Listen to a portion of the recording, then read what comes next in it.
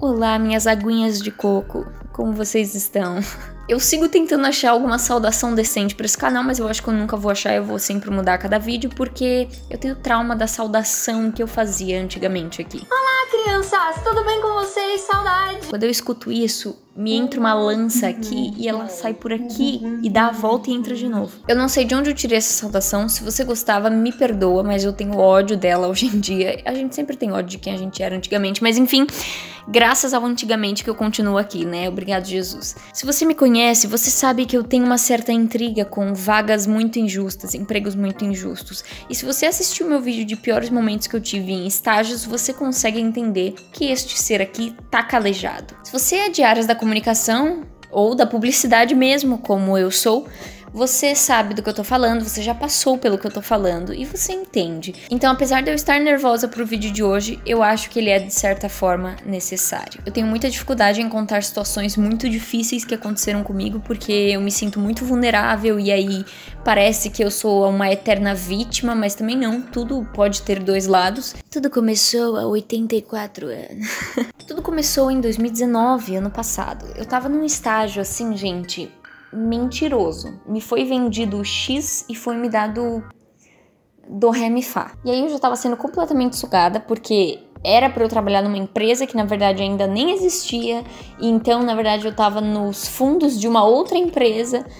Gente, se um fiscal parasse naquele lugar...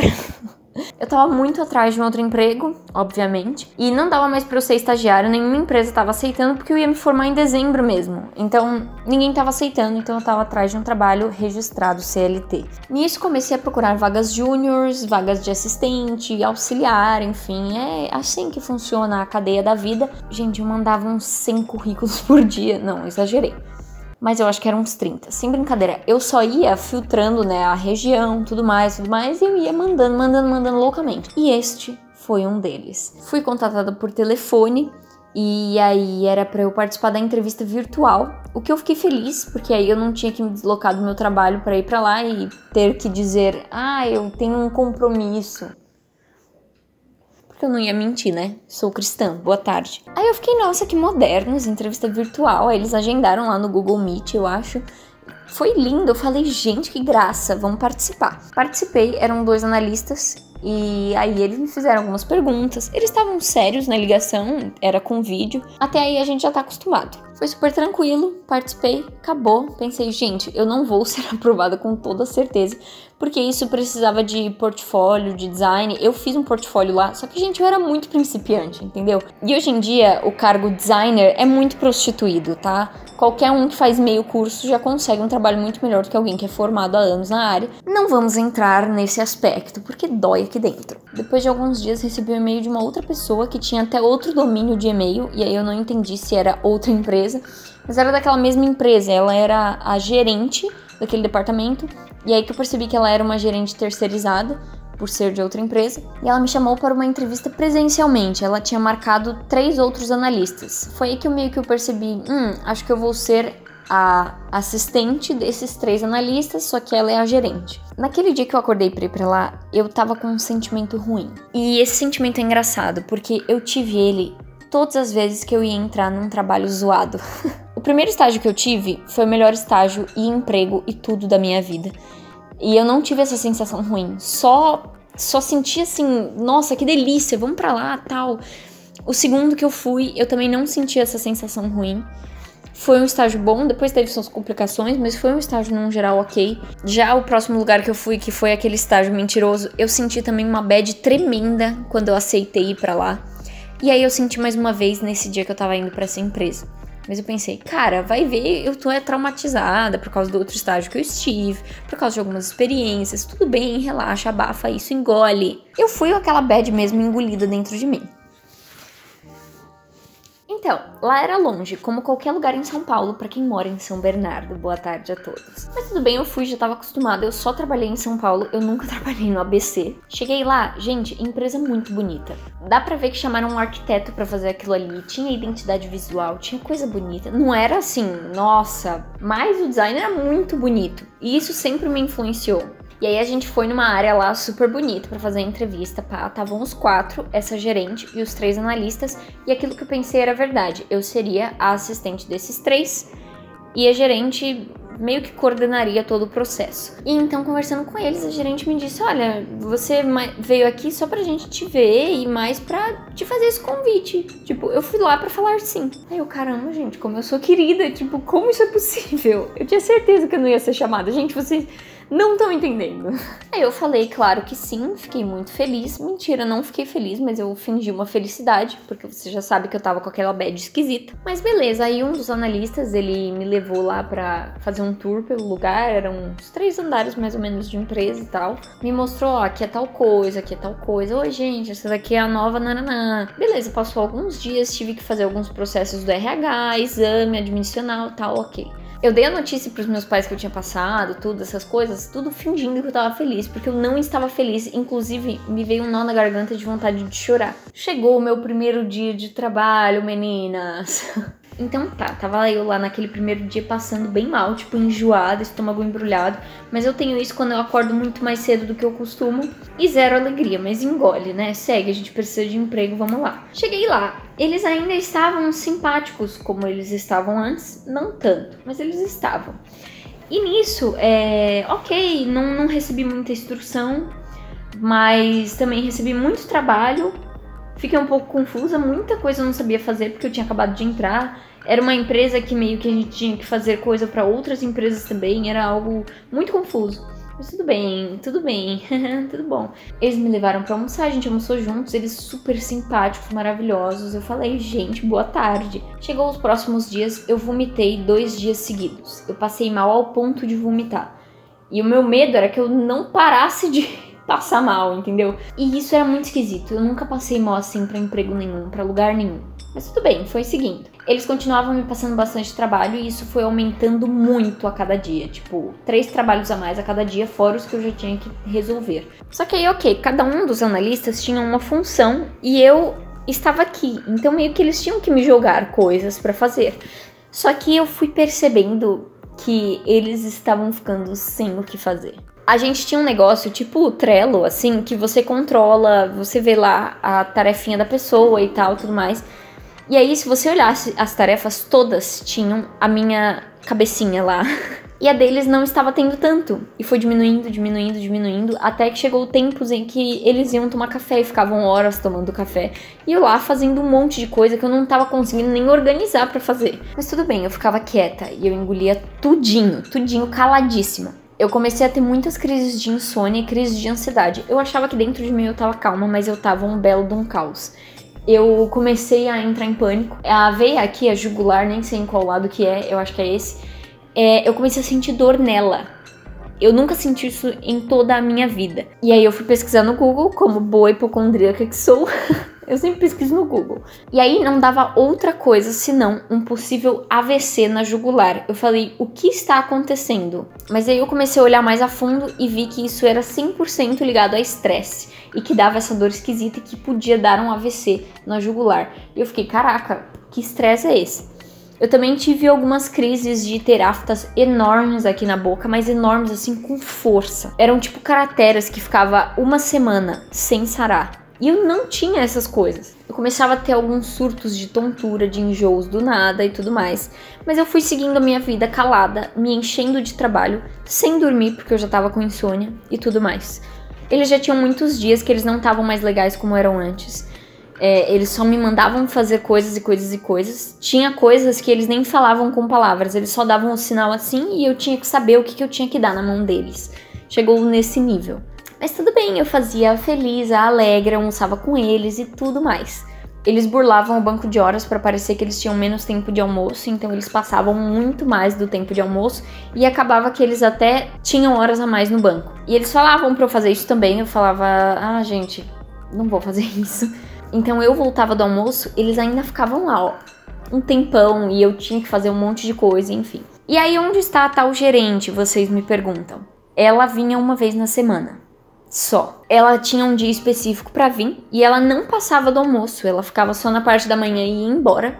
E assim era a função de gerência dela. Se mandava mensagem, ela respondia, mas ela podia demorar ou podia não entender, porque tem coisas que só se resolve pessoalmente. Mas tudo bom. E ela nunca conversava comigo. Ela tinha deixado claro na entrevista que ela era um portal aberto comigo, mas ela nunca conversava comigo. Ela falava que eu tinha que falar pra eles falarem pra ela. E se meu problema fosse com eles? Mas tudo bem, eu fui engolindo e eu me forçava a acreditar que aquele trabalho era ótimo, que aquele lugar lá era ótimo, porque o lugar era bonito. Eu não sei, eu acho que eu cheguei num nível tão esquisito de estresse misturado com sei lá o que eu não sabia mais quem eu era, assim. E vários momentos os analistas, tipo, super me elogiavam, falavam, olha, você faz um ótimo trabalho, nossa, você tá aprendendo muito rápido. E de fato eu evolui muito rápido, graças a Deus. Eu orei muito por isso, porque eu não queria decepcionar. Eu acho muito ruim quando a gente entra numa oportunidade de emprego e a gente, né? Mas graças a Deus eu tava evoluindo, só que demais. Eles me elogiavam, só que por trás eles não sabiam como é que eu tava. Eles não sabiam que eles estavam fazendo isso e eu isso. Mas tudo bem, eu ficava, ai, que bom, eles gostam de mim, que legal. Até que um belo dia eu tava com um dos analistas, que era uma moça, e aí ela falou, ai, acabei de receber uma mensagem da gerente, e ela olhou aqui nossa barra de tarefas e viu que você tá com tudo. E ela falou, nossa, isso não pode acontecer, e eu super concordei com ela, tá? Então, realmente, pega mais leve, fique em paz, você não tem que fazer tudo e tudo mais. Eu falei, nossa, pensei, caraca, ela é muito, assim, compreensiva, rainha, sensata. E ela disse bem claro, tem coisas que é a função de cada um e você não pode fazer, você tem que fazer aquilo que é mais, tarefas mais simples, assim, tal, porque quem realmente é analista pleno somos nós. Eu falei, palmas pra você. E assim foi seguindo, meus amores. Eu comecei a ficar mais atenta e eu comecei a me treinar um pouco mais, a tipo, não, isso aqui não é meu e tal, mas eu sempre falava de boa. Tinha um analista que ele era redator, então ele era responsável por escrever tudo quanto era coisa. E ele começou a passar todas as tarefas de escrever pra mim, todas. E aí eu comecei a falar, então, fulano, isso aqui é seu, eu tô com essas coisas suas pra fazer e tal, não sei o quê. E ele, tipo, de início meio que aceitou, só que com o tempo ele começou a azedar com isso. Assim como o designer também, e assim como a menina do web também. De início, eu tava certa por estar fazendo isso. De início eles falaram, não, é assim mesmo, você não pode se entupir de coisa. Realmente, a gente tem que fazer o que é nossa função. E eles davam funções, assim, principais pra mim. Funções de tomada de decisão. Funções de coisas que ia ficar no site pra sempre, que era claramente deles. Que eu ouvia a gerente falando que era eles. Então, de início, eles me davam a razão, falavam, não, tudo bem. Só que com o tempo, sabe quando você vai vendo eles te azedando? Sabe quando você vê a situação azedando, mas ninguém fala porque ninguém tem a maturidade para tal? Então, eles foram se azedando e azedando. E nisso, eu ainda assim não conseguia dar conta de tudo, porque ainda assim eles me passavam muita coisa pra fazer e ainda assim eles tinham tempo pra ir tomar o cafezinho lá fora. Aí eu vi que os elogios sobre a minha melhora, sobre a minha evolução acabaram, foram pro lixo. Agora eu recebia críticas o tempo todo e toda hora. Agora os prazos das coisas que eu tinha que fazer eram inimaginavelmente apertadíssimos. Coisas que levariam 3 dias eles me pediam pra amanhã, sendo que nem os 3 dias eram suficientes. E aí, se algo demorava minutos pra ser entregue, eu recebi uma crítica na frente do departamento inteiro. Não departamento, na verdade do andar inteiro, porque o departamento era só nós 4 mesmo e a gerente que vinha de vez em quando. Só que era um andar totalmente aberto para outros departamentos ouvirem, pessoas importantíssimas ouvirem também. Então eles começaram com esses esquemas de me dar bronca falando em voz alta na frente de todo mundo, coisas às vezes que eu nem sabia do que eles estavam falando. E começou esses esquemas e eu comecei a ficar cada vez pior.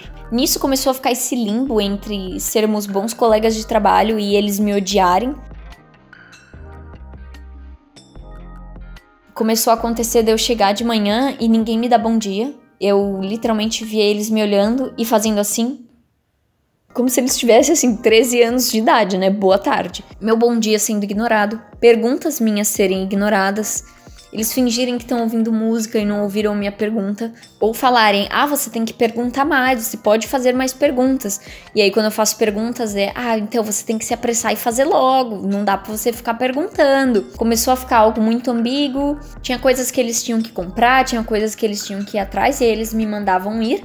E faz todo sentido, porque eu sou assistente, e essa coisa de ter que sair e comprar realmente não dá pra a pessoa com a ação principal, com o cargo principal, ficar. Então tudo bem, eu ia, só que aí eles queriam que eu, ao mesmo tempo que fosse, mesmo que isso levasse horas, cumprisse as tarefas que eu ia estar fazendo se eu não tivesse saído. Então começou a ficar esse loop infinito de eu sempre estar devendo coisas pra eles, mesmo eles ficando sem tantas coisas pra fazer, e mesmo eu fazendo coisas o tempo todo, o dia inteiro. Eu não sabia o que era você dar uma parada no seu trampo e responder umas mensagens no WhatsApp, e tomar um cafezinho e comer um negocinho. Se eu saía pra comer um negocinho é porque eu tava podre de fome, porque eu trabalhava das 8 às 6, e assim, no meio da tarde eu tava morrendo, e porque eu tinha aula e não podia jantar, eu comia assim, eu engolia e já voltava lá e já sabia que passou um tempo precioso. Só que eu via eles o tempo todo parando o que eles estavam fazendo. Cara, alguns deles assistiam série no Netflix. Você tá entendendo o nível? E foi azedando. E eu percebia que 2 deles, a Web e o redator, eles eram bem amigos, super amigos. E aí eu percebi que eles falavam de mim muito. E eles sabiam que eu era cristã. E eles 2 eram ateus. E tudo bem, eu nunca fiz nada sobre.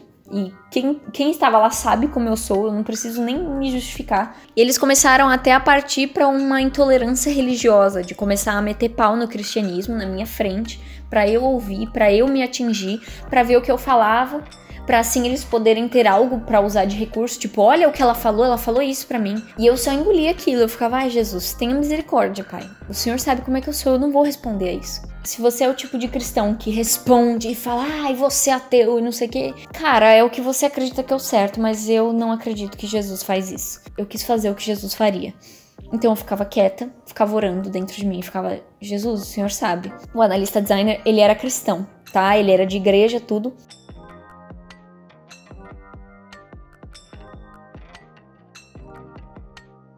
O analista redator, com o tempo, ele começava a passar por mim e ele me empurrava. Chegou nesse nível. Dele passar e esbarrar em mim de propósito, já me fez derrubar coisas, já me fez derrubar meu celular, enfim. E eu não respondia. Eu tinha esse problema, ou qualidade, ou sei lá o que é isso, de não saber o que fazer com o conflito.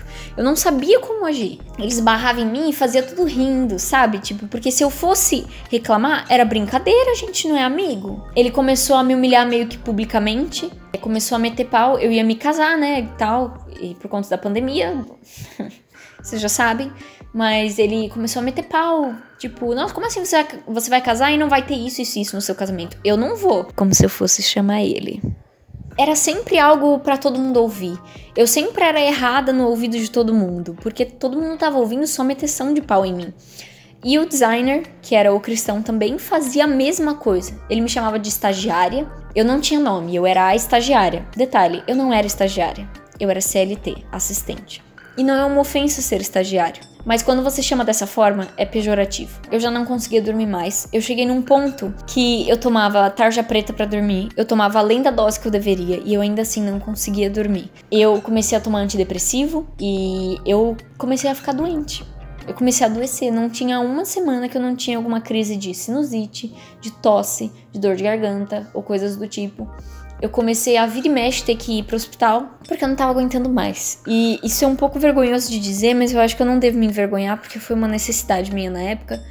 Eu tive que dormir com a minha mãe. O meu pai abriu mão do lugar dele na cama pra eu ir dormir com ela, porque eu não tava conseguindo dormir sozinha. Eu me enchia de pesadelo, eu tava assombrada com o meu próprio emprego e eu tive que dormir com ela por meses. Na faculdade eu não tava conseguindo acompanhar direito, então assim, eu tava me dividindo em 2 coisas, porque detalhe, eu tinha TCC todo semestre, TCC mesmo, tá? Não é projetinho. Então eu tinha que exercer minha função no TCC, tinha que exercer minha função no trabalho, eu tinha que dar um somebody love, assim, pra conseguir fazer as 2 coisas. Quando ia anoitecendo, eu começava a me tremer inteira, eu continuava com aquelas aftas, com aquelas coisas esquisitas, meu cabelo caía tanto, cara. Eu tava com cara de doente mesmo, eu perdi muito peso, enfim. E as coisas foram piorando cada vez mais. E toda vez que a gerente ia lá, eles eram maravilhosos. Ela aplaudia eles, abraçava eles, beijava eles, lambia o pé deles. Tudo lindo. Ela ia embora. Tchau, Beca. E eu ficava lá, tipo, tchau, querida. Quando era algo estritamente profissional, já era maus tratos. Já era digno de reclamação. Já era digno de... vamos parar com isso. Mas já tava atingindo meu pessoal. Eles falavam da minha pessoa. Eles julgavam quem eu era. Eles falavam de quem eu era. Isso não tem nada a ver com o trabalho. A minha vida não diz respeito. E lembro de um almoço que teve, que eles sabiam que eu tinha um canal no YouTube, porque no meu portfólio eu coloquei alguns vídeos meus, que eu achei que eu fiz uma edição legal, né? Pra mostrar que eu sabia editar vídeo. E aí, num almoço com a gente, as pessoas do RH e tal, que era aniversário de não sei quem, o analista designer, ele falou assim, ela tem um canal no YouTube, vocês querem ver? E eu tipo, não faz isso. Por favor, não expõe, sabe? Tipo, eu falei meio rindo, pra não ficar um clima chato, né? E ele ainda assim pôs um vídeo. Ele pôs no meu vídeo Feliz Aniversário, Rebeca. Se você assistir esse vídeo, talvez ele não faça sentido pra você. Mas ele faz todo sentido pra mim. É um vídeo muito especial porque eu fiz o vídeo Feliz Aniversário Jesus no Natal. E eu fiz, tipo, em resposta, Jesus me desejando feliz aniversário. E se você não acredita, se você, sei lá, não é como eu, você não vai entender. Mas deixa lá, sabe? E ele era cristão, isso que eu acho o máximo. Ele era cristão e ainda assim ele não entendeu a proposta do vídeo. Então ele resolveu mostrar pras meninas do RH. Eu só sei que a mesa inteira riu de mim. E começou a rir e gargalhar de mim. Tipo, nossa, como você é estranha. Tipo, nossa, você deseja aniversário pra si mesma. E aí eu não ri mais. Eu parei de rir e elas ficaram, ai, cuidado que ela tá ficando brava, hein, kkk, kkk. E aí eu lembro que eu falei pro designer que eu não gostei, que aquilo não me agradou nada. Mas eu falei sempre, tipo, muito retraída. E ele, desculpa, né, desculpa, tudo bem, não vamos dizer se foi digno o pedido de perdão ou não. Mas ele continuou fazendo esse tipo de coisa. Eu lembro que a menina de web começou a ser muito minha amiga. E eu lembro que eu contava pra minha mãe e minha mãe falava, cuidado com essa menina. Cuidado, ela parece ser meio assim, como se fosse pra te usar. E eu fiquei, poxa mãe, coitadinha coitadinha, ó. Então, ela começou a se abrir comigo e meter pau nos outros 2 analistas pra mim, desabafando. E eu, trouxa, caí no conto. E também falava, nunca meti pau, mas eu falava, tipo, que eu me sentia. Eu falava, o redator, ele fez isso, eu não sei o que fazer. Eu não tô me sentindo bem assim e tal. E ela, não, você tem que exercer seus direitos, você tá certo. Como se ela também não abusasse da função dela em cima de mim, mas a gente ignorava essa parte. E ela, tipo, super me apoiava, e quanto mais a gente ficava amiga e expunha coisas uma pra outra, mais as coisas pioravam em volta. Foi aí que eu comecei a perceber que ela falava as coisas que eu falava pra ela. Teve vezes em que eu chamei ela em outro andar pra conversar comigo, e magicamente o redator, que era o grande amigo dela, apareceu naquele andar. Você acha que eu sou trouxa, amada? Tipo, dava pra ver claramente que ela tinha cumplicidade com ele e usava isso em mim. E eu caía, porque eu precisava muito de alguém pra conversar. E ela era muito de lua, tinha época que ela usava a nossa amizade como impeditivo pro trabalho e começava a expor minhas intimidades e começava a expor as coisas que eu só expus pra ela. Começava a abrir, e aí foi ficando que os 3 estavam ficando contra mim. Eles falavam mal de mim pra gerente, porque eu já ouvi algumas questões. A gerente batia a palma pra eles, porque eles eram lindos do coração dela. Ela chegava, gente, só faltava, assim, eles darem banho nela. Porque era uma lambição. O mundo corporativo é assim mesmo. É assim mesmo porque você tá ajudando a ser assim mesmo. Não precisa de lambição. A gente precisa, sim, de uma máscara de simpatia? Precisa, porque ninguém quer ver a nossa cara de bunda, né? Mas aquilo era demais. Era além dos limites. E eu via que a gerente também tinha uma personalidade como a deles. Se tivesse que tirar vantagem de alguma coisa, eles tirariam, para colocar vantagem em si próprios. Então, quando a gente tinha as reuniões diretamente com os donos da empresa, porque não é uma empresa enorme, então eles estavam lá sempre. A própria gerente contava coisas, exagerava verdades e contava mentiras para parecer que o departamento era o inocente da situação e outros departamentos não. Então, dava para perceber que ela era igual a eles. Então, não valia a pena. Eu tentava expor pra eles, pros 3, o que eu sentia no dia a dia e não funcionava, até que eu resolvi recorrer e conversar com a gerente. Não sei se foi uma boa escolha, não sei se foi uma má escolha, mas foi o que eu senti que eu devia ter feito. Conversei com ela. Ela não ficou do meu lado. Eu já esperava. Ela ficou do lado deles. E isso doeu muito. Ela, inclusive, me colocou como a causadora de todos esses problemas. Foi aí que eu percebi que ela já estava obstinada, graças a eles. E ela disse que não, que você tem que tentar resolver com eles, que você tem que resolver com eles, que não sei o que, blá blá blá. Eu tentei, e eu voltei nela, e não deu certo, e eu continuei tentando, e as coisas foram piorando, e as coisas foram piorando e piorando. Eles sabiam que eu tinha conversado com ela, porque provavelmente ela conversou com eles, tipo, a Rebeca veio me fazer essa reclamação, enfim. E talvez eles se irritaram comigo ainda mais do que antes.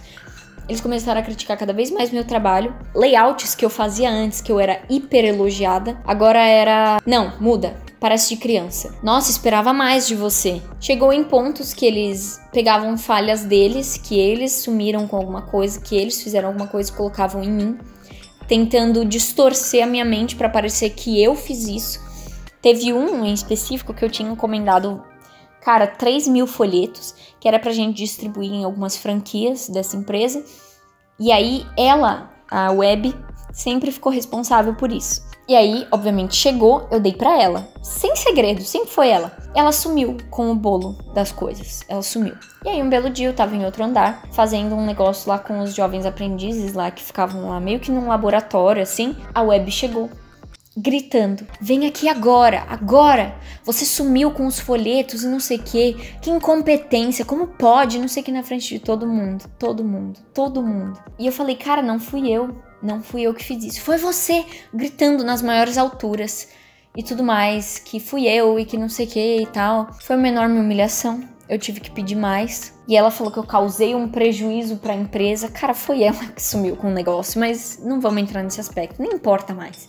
E assim foi indo, eu contei pra gerente esse ocorrido e ela falou: ah, mas você errou também, você deixou ela gritar com você? Cara, ela é minha chefe. De que adianta eu chegar pra ela e falar, não, grita comigo? Chegou um ponto que eu não tava aguentando mais. Eu e o Pedro, a gente tava guardando dinheiro pra poder se casar, pra poder comprar nossas coisas, mas eu falei pra ele, eu não aguento mais. Já faziam, acho que 7 meses, mas parecia que eu tava lá uns 4 anos. E foi então que eu decidi que eu ia me demitir. Eu conversei com a gerente e eu falei que eu queria me demitir. Ela, ai, que pena. Eu achava que você não ia aguentar mesmo. Sabe, muito joguinho psicológico. Todos eles faziam joguinhos psicológicos. Eu nunca vi um lugar assim. Cara, eu já estive em emprego com gente vacilona, mas esse foi o pior lugar, as piores pessoas. E a gerente não acreditou em nenhuma das coisas que eu disse que eles fizeram. Eles agiam como se eles nunca tivessem feito. Eu perguntei, tem como vocês me demitirem pra eu conseguir ganhar a rescisão lá, sei lá o quê? Não tem como. Não tem como. Você se demite. E ainda quiseram que eu cumprisse o aviso prévio de 30 dias. Eu falei que eu não conseguia cumprir. Eu não tinha mais condições. E eu entendo que eu precisava cumprir. Eu precisava desse dinheiro, mas eu não tinha condições.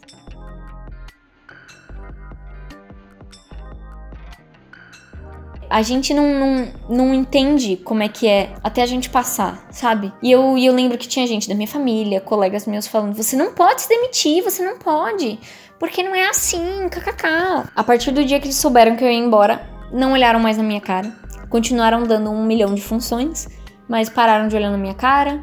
Ainda a Web, ela disse que queria conversar comigo. Ela queria reatar a nossa amizade. Ela era muito esquisita. Eu não sei explicar. Ela não era 2 caras, ela era umas 20 caras diferentes. Até que eu fui embora. Mas eu fiz questão de, quando eu fui embora, dar um abraço em cada um, falar muito obrigado, escrever um texto, mandei por e-mail pra eles agradecendo, deixei um versículo e tudo mais. E fui embora.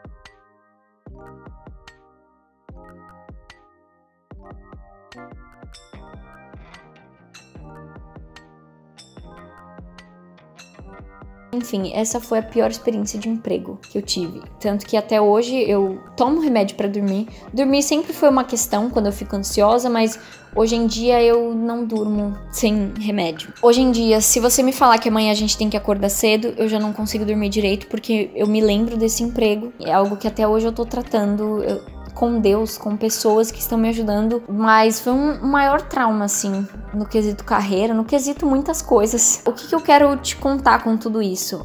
Que droga, sabe? Eu queria poder te dizer, não entre em emprego assim, sabe?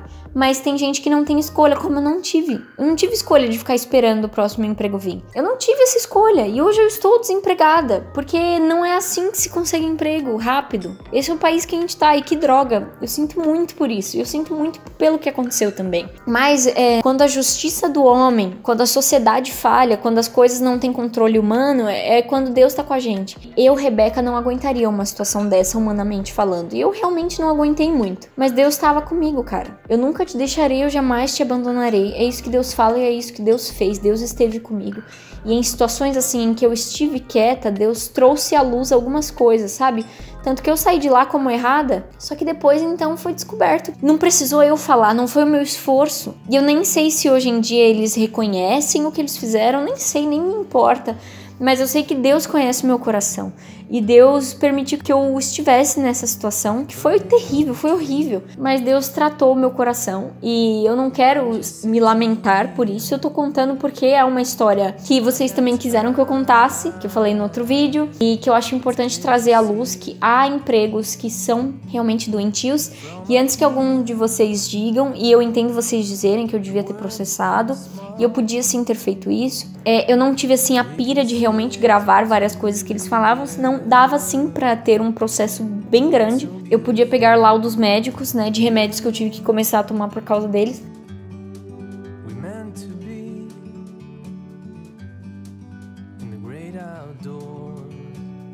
Mas não foi algo que na época eu senti de fazer. Eu acho assim que foi também uma forma de Deus estar sendo soberano na minha vida. Não que ele não fosse soberano se eu fosse na justiça, o que é totalmente justo você ir na justiça. Mas, sei lá, eu acho que Deus sabe o que ele fez. Eu aprendi muito. Se hoje eu fosse trabalhar em escritório de novo, eu aprenderia muitas coisas. É isso que eu quero te dizer. Se você tá passando por um emprego assim, eu sei que é um lixo falar isso. E quando me falavam isso, eu queria matar a pessoa, mas Deus tá contigo. E quando Deus tá contigo, Deus tá contigo. Imagina o maior dos policiais, o maior dos coronéis, generais de exército do seu lado. E você pensa, cara, se ele quiser, ele pode metralhar todo mundo aqui. Deus tá contigo.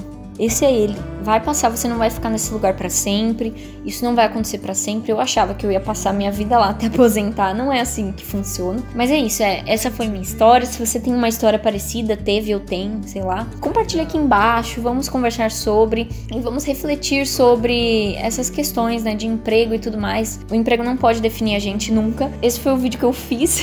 Eu nem sei se ficou bom. Eu tô tão insegura se ficou bom, se não ficou, mas é isso. Espero que ele sirva pra alguma coisa. Muito obrigada por terem chegado até aqui. Eu com certeza esqueci de contar 1 bilhão de coisas, até mesmo de eles me humilharem por eu não usar redes sociais. Lembra que eu falei no meu vídeo de redes sociais? Foram eles que me humilhavam, falavam que eu não tinha competência, enfim. Mas é isso. Muito obrigada, pessoal. Beijos. Tchau!